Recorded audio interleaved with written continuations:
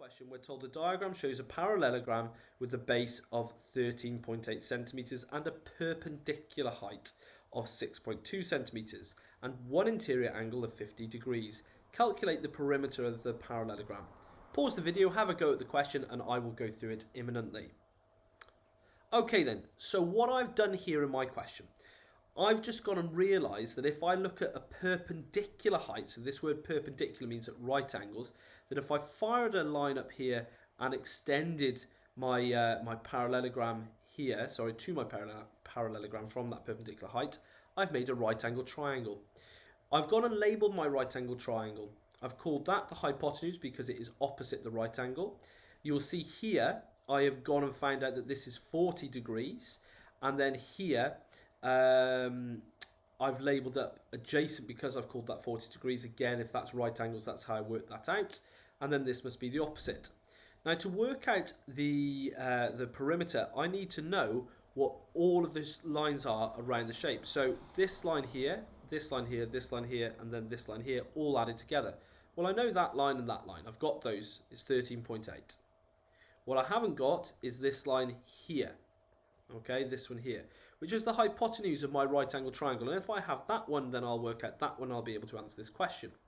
So from here now, I've then said, well, I know the adjacent is 6.2 and I want to find the hypotenuse.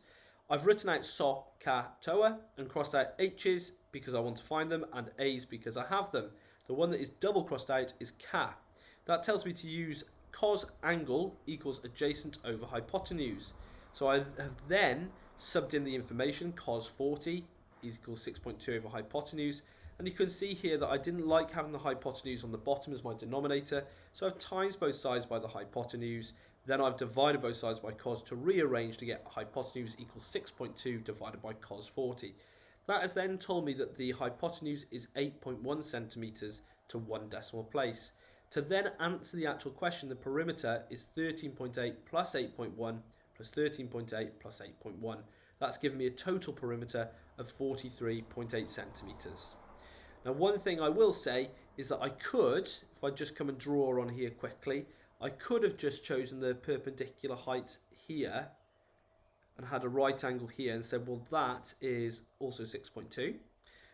This is opposite the angle of 50 degrees, and I still want to find the hypotenuse. So I could have actually used, instead of using cos 40 equals 6.2 over hypotenuse, I could have said, not cos, sorry, I could have said sine 50 equals 6.2 over hypotenuse, and I would have got exactly the same answer.